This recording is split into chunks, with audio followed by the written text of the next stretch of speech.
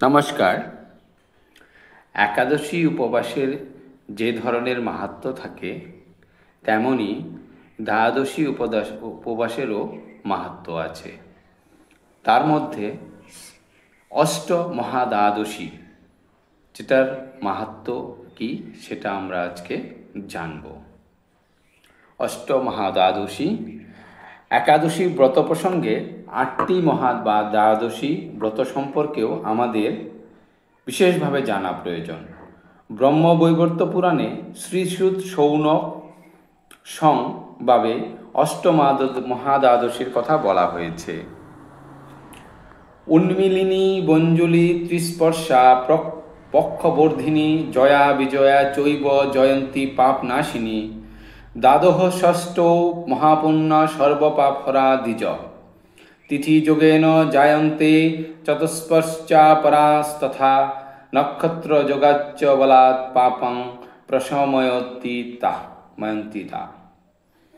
হে ব্রাহ্মণ, উন্মিলনী বঞ্জুলি ত্রিস্পৃশা পক্ষবর্ধিনী জয়া বিজয়া জয়ন্তী ও পাপনাশিনী, এই 8টি দ্বাদশী পরম পবিত্রা ও সর্বপাপ হারিণী।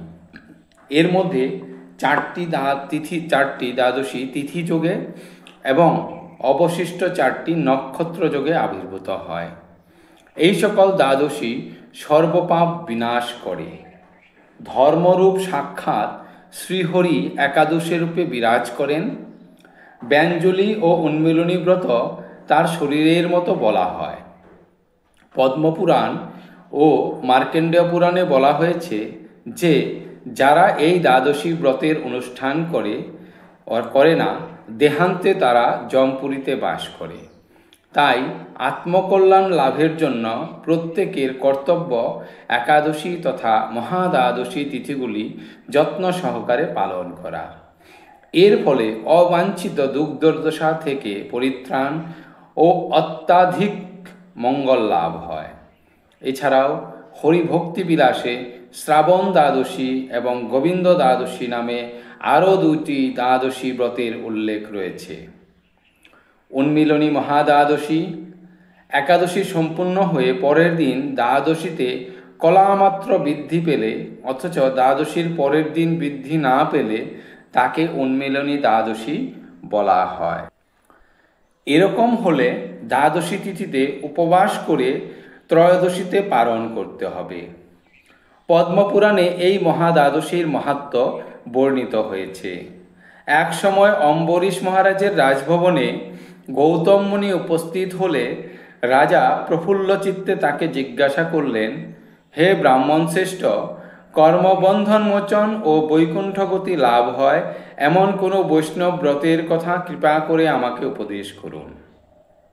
উত্তরে গৌতম কবি বললেন, হে রাজন, পূর্বে ভগবান শ্রীবিষ্ণু আমার ভক্তিতে সন্তুষ্ট হয়ে স্বয়ং উন্মিলনী ব্রতের উপবাস করেছিলেন।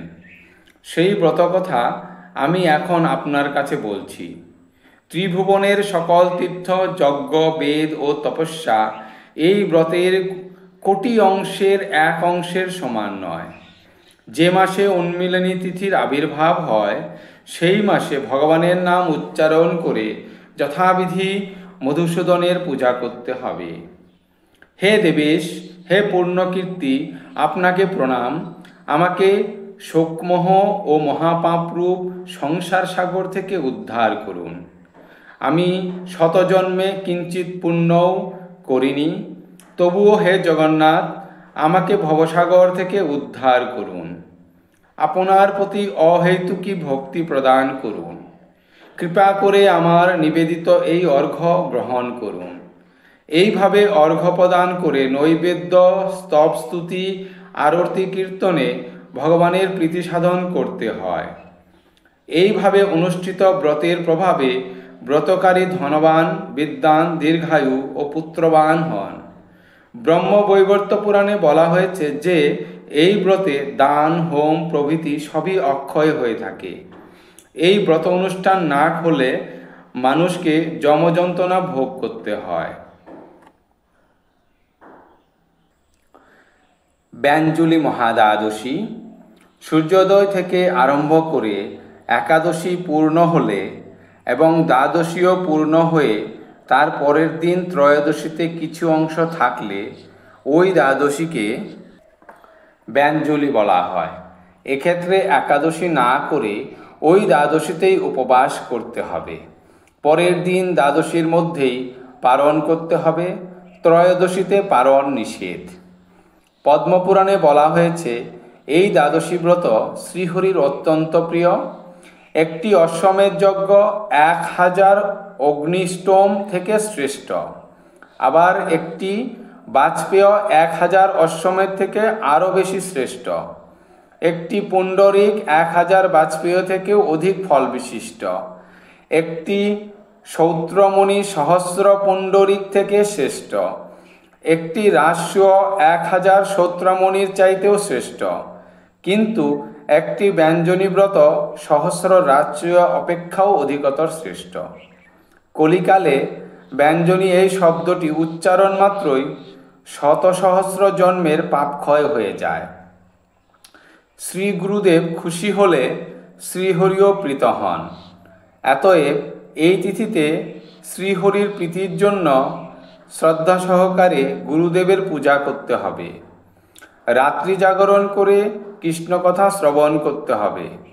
গীতা, বিষ্ণু সহস্রনাম ও শ্রীমদ্ ভাগবত যত্ন সহকারে পাঠ করা কর্তব্য। নিত্য গীত ও সংকীর্তনে শ্রীহরি পরম সন্তুষ্ট হন। এই ব্রত অনুষ্ঠানে সর্বতীর্থে স্নান ও সমস্ত প্রকার দানের ফল লাভ হয়। পূর্ব জন্মর্জিত পর্বত প্রমাণ পাপরাশি এই ব্রত পালনে অচিরেই বিনষ্ট হয়। তিস্পৃশা মহাদ্বাদশী।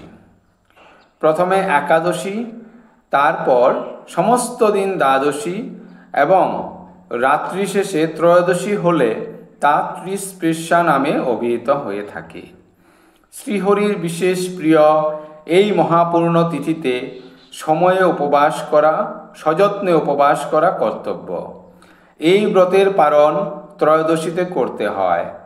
পদ্মপুরাণে শ্রী সনৎ কুমার বেদব্যাস সংবাদে এই ব্রতের মাহাত্ম্য বর্ণনা করা হয়েছে।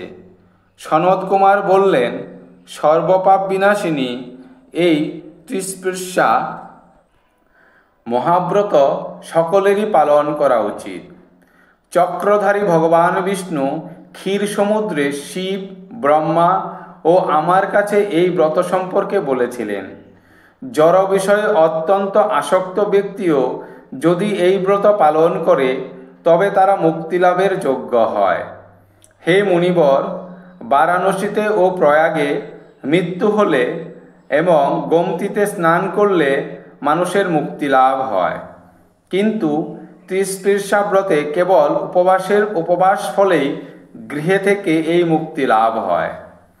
এক সময় শ্রী জাহ্নবী ভগবান মাধবের কাছে এসে বললেন, হে ঋষিকেশ, কলিযুগের মহাপাপী মানুষ যখন আমার জলে স্নান করবে সেই পাপে আমি কলুষিত হয়ে পড়ব। এ থেকে পরিত্রাণের উপায় কি? শ্রী মাধব বললেন, হে গঙ্গে, সর্বকলুষ বিনাশী এই ত্রিস্পৃশা ব্রত তুমি পালন করো। ভগবানের নির্দেশে গঙ্গা দেবী এই ত্রিস্পৃশা ব্রত পালন করে কলির কলুষ থেকে মুক্ত হন। হে মুনিবর, বিষয় অনুরাগী ব্যক্তি কিংবা বিষয় অনাসক্ত উভয়ের পক্ষে মুক্তি লাভ করা কঠিন। তাই মুক্তিদানকারী এই ত্রিস্পৃশা ব্রতের অনুষ্ঠান করা কর্তব্য। পক্ষবর্ধিনী মহাদ্বাদশী। অমাবস্যা কিংবা পূর্ণিমা সম্পূর্ণ হয়ে প্রতিপদে কিছুমাত্র থাকলে তার পূর্বের দ্বাদশী তিথির নাম পঞ্চবর্ধিনী। এই অবস্থায় একাদশীর দিন উপবাস না করে দ্বাদশীতেই উপবাস করতে হয়। অনন্ত কলুষ বিনাশকারী এই দ্বাদশী পরিত্যাগকারীকে বহু বছর নরকে বাস করতে হয়। যে মাসে পক্ষবর্ধিনী হয় শ্রীহরির সেই মাসের নাম অনুসারে তাকে ভক্তি সহকারে পূজা করতে হয়। সংসারণ্য পোতায় পাপ কক্ষা মহানল নরকগ্নি প্রশমন জন্ম মৃত্যু জরাপসহ মামুদ্ধর জগন্নাথ পতিতং ভবসাগরে গৃহন্যাজ্যং ময়া দত্তং পদ্মনাভ নমো হস্ততে। হে জগন্নাথ, আপনি এই সংসার সমুদ্রের নৌকাস্বরূপ পাপরূপ তৃণের জন্য মহা অনল নরক অগ্নির প্রশমনকারী, জন্ম মৃত্যু জরাভিধির মোচনকারী। তাই ভবসাগরে পতিত আমাকে আপনি কৃপা করে উদ্ধার করুন। হে পদ্মনাভ, আমার নিবেদিত এই অর্ঘ্য গ্রহণ করুন। আপনাকে আমি প্রণাম জানাই। এইভাবে শ্রীহরিকে অর্ঘ্য নিবেদন করে নৈবেদ্য ও সুস্বাদু ফলমূল অর্পণ করতে হয়। নিজ সামর্থ্য মতো যত্ন সহকারে শ্রীহরির গুণ কীর্তন ও রাত্রি জাগরণে এই ব্রত পালন করতে হয়। এই ব্রত পালনে 10,000 অশ্বমেধ যজ্ঞের ফল লাভ হয়ে থাকে। জয়া মহাদ্বাদশী। ব্রহ্মপুরাণে শ্রী বশিষ্ঠ মাধ্যাত্মা সংবাদে এই মহাদ্বাদশীর কথা বলা হয়েছে। শুক্লপক্ষের দ্বাদশীতে পূর্ণবসু নক্ষত্র যুক্ত হলে তাকে সর্বোত্তমা জয়া মহাদ্বাদশী বলা হয়।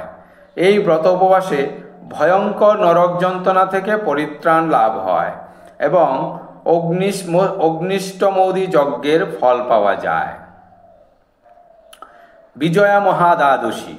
শুক্লপক্ষের দ্বাদশী তিথিতে শ্রবণা নক্ষত্রের যোগ হলে সেই মহাপবিত্র দ্বাদশীকে বিজয়া বলা হয়। ভাদ্র মাসের বুধবারে বিজয়া ব্রত হলে সমস্ত ব্রত থেকে এই ব্রতের মাহাত্ম্য অধিক হয়। এই তিথি আবার শ্রবণ মহাদ্বাদশী নামেও পরিচিত হয়। বিষ্ণু ধর্মোত্তরে এই ব্রতের মাহাত্ম্য প্রসঙ্গে বলা হয়েছে যে এই তিথিতে পবিত্র তীর্থস্নানে সমস্ত তীর্থস্থানের ফল পাওয়া যায়। সারা বৎসর পূজার ফল কেবল এই ব্রত পালনেই লাভ হয়। এই দিনে একবার মাত্র ভগবানের নাম জপে 1000 বার জপের ফল অর্জিত হয়। এই তিথিতে দান, বৈষ্ণব ভোজন, হোম, উপবাসে 1000 গুণ বেশি ফল লাভ হয়ে থাকে। জয়ন্তী মহাদ্বাদশী। শুক্লপক্ষের দ্বাদশী তিথিতে রোহিণী নক্ষত্র যুক্ত হলে সেই পবিত্র দ্বাদশীকে জয়ন্তী বলা হয়। এই প্রসঙ্গে শ্রী ব্রহ্মপুরাণে বর্ণিত হয়েছে যে সমস্ত পাপহরণকারী এই তিথিতে শ্রীহরির পূজা সহকারে ব্রত উপবাসে 7 জন্মের পাপ দূর হয়ে যায়। যে মানুষ বেঁচে থাকতেও এই ব্রত পালন করে না তার জীবন বৃথা। এই তিথিতে শ্রীকৃষ্ণের পূজা বিশেষভাবে করতে হয়। অবতার সহস্রাণি করোধি মধুসূদন নতে সংখ্যাবতারাণং কচ্চিজ্জানাতি বৈদুকী দেবা ব্রহ্মোদয় বাপি স্বরূপং নঃ বিদুস্তব অতস্তাং পূজয়মিমাস্যামি মাতুরুৎসঙ্গ সংস্থিতং বাঞ্ছিতং কুরু মে দেব দুষ্কৃতং চৈব নাশয় ক্রুশ মে দয়াং দেব সংসারার্তি ভয়াপহ। হে মধুসূদন, আপনি অসংখ্য অবতার গ্রহণ করেন।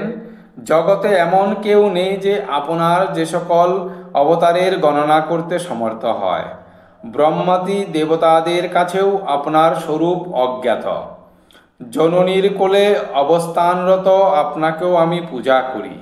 হে দেব, হে ভব ভয় মোচনকারী, আমার দুষ্কৃতি নাশ ও অভীষ্ট প্রদান করে আমাকে কৃপা করুন।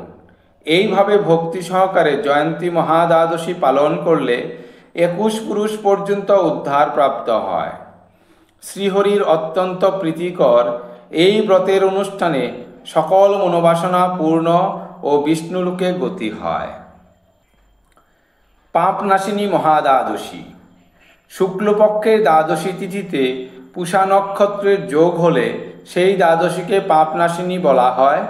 ব্রহ্মপুরাণে বলা হয়েছে যে মহাপুণ্য স্বরূপিণী এই তিথিতে মহারাজ সাগর, কুকুচ্চ, ধুন্ধুমার ও গাধী শ্রীহরির উপাসনা করে শশাগরা পৃথিবীর রাজা হয়েছিলেন। এই ব্রত উপবাসে কায়িক, বাচিক, মানসিক সমস্ত পাপ থেকে মুক্তি লাভ হয়। পূষা নক্ষত্রযুক্তা এই দ্বাদশীর উপবাসে 1000 একাদশীর ফল লাভ হয়ে থাকে। এই তিথিতে স্নান, দান, জপ, হোম, বেদ অধ্যয়ন আদি অনন্ত গুণ ফল প্রদান করে। যারা কোনো জাগতিক ফল আকাঙ্ক্ষা করেন না, তারা শ্রীহরির প্রীতিবিধানের জন্য এই ব্রত উপবাস পালন করবেন। ধন্যবাদ। অষ্টমহাদ্বাদশী ব্রত মাহাত্ম্য সমাপ্ত।